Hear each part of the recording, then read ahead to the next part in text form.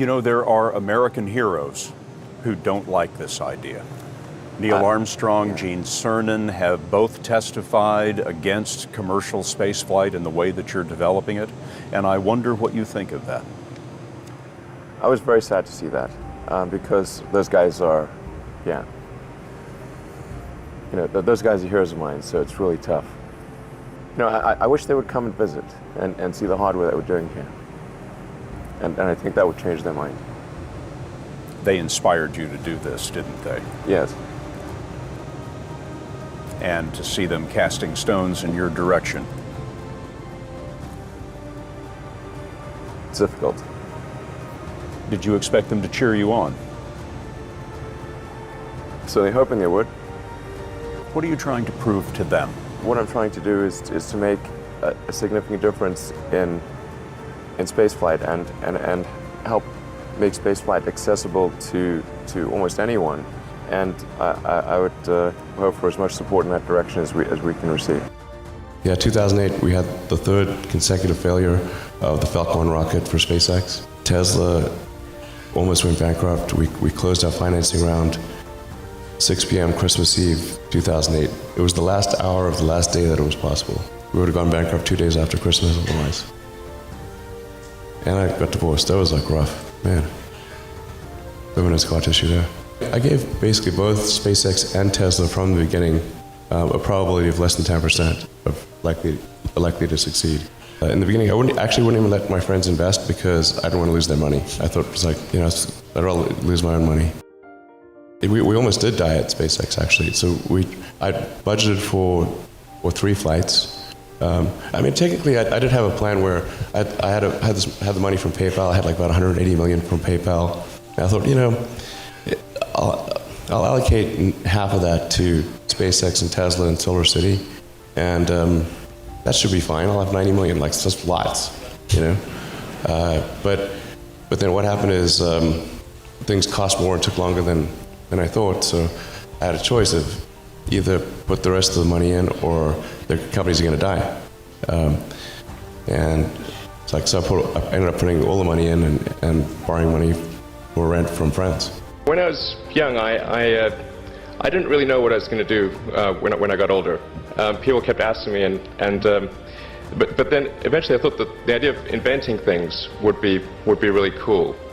And the reason I thought that was because I read a quote from Arthur C. Clarke, which said that a sufficiently advanced technology is indistinguishable from magic, and that's really true. If you go back, say 300 years, the things that we take for granted today would be you'd be burned at the stake for. Being able to fly, that's crazy. Being able to see over long distances, being able to communicate, having effectively with the internet a group mind of sorts, and having access to all the world's information instantly from almost anywhere on the earth. This is stuff that really would be magic, or would be considered magic in times past. In fact, I think it actually goes beyond that, because there are many things that we take for granted today that weren't even imagined in times past. They weren't even in the realm of magic. So it actually goes beyond that. So I thought, well, if I can do some of those things, basically if I can advance technology, then that's like magic, and that would be really cool. I was at sort of a slight existential crisis, because I was trying to figure out what does it all mean? Like, what's the purpose of things? And I came to the conclusion that if we can advance the knowledge of the world, if we can do things that expand the scope and scale of consciousness, then we're better able to ask the right questions and become more enlightened, and that's really the only way forward. Even if you're the best, there's always a chance of failure. So I think it's important that you really like whatever you're doing. If you don't like it, life is too short. If you like what you're doing, you think about it even when you're not working. I mean, it's something that your mind is drawn to. And if you don't like it, you just really can't make it work, I think. What kind of future do we want? Do we want a future where we are forever confined to one planet until some eventual extinction event, however far in the future that might occur? Or do we want to become a multi-planet species and then ultimately be out there among the stars and be among many planets, many star systems. And I think the latter is a far more exciting and inspiring future than the former.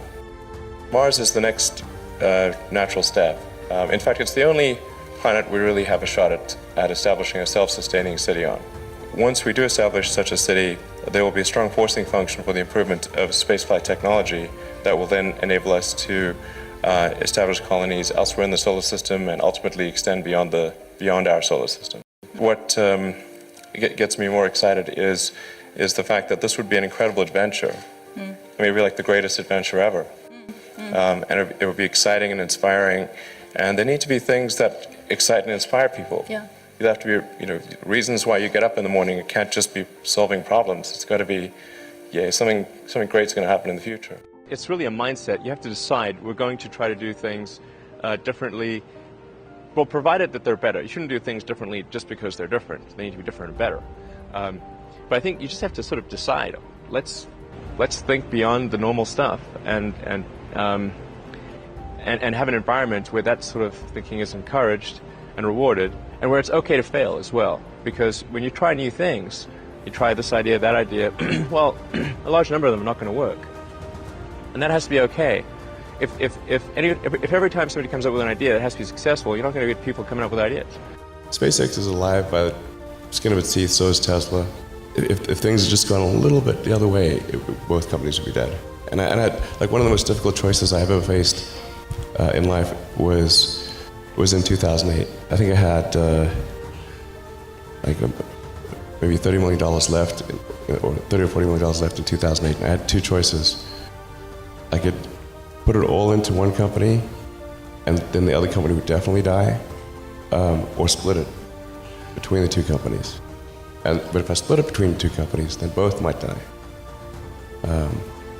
And when you put your blood, sweat, and tears into creating something, or building something, it's like a child. Am I going to let one starve to death? I couldn't bring myself to do it, so I split the money between the two. Fortunately, thank goodness, they both came through. The odds of me coming into the rocket business, not knowing anything about rockets, not having ever built anything, I mean, I would have to be insane if I thought the odds were in my favor. Why even begin? When something is important enough, you do it even though the odds are not in your favor. How much of your personal fortune have you poured into this? $100 million. $100 million into something that you did not believe would work at the beginning. Yes. I'm probably not the guy that most people would bet on. Who wins? It's like a little kid fighting a bunch of sumo wrestlers. Usually the sumo wrestlers win. We're a little scrappy company. Every now and again, a little scrappy company wins. And I think this will be one of those times.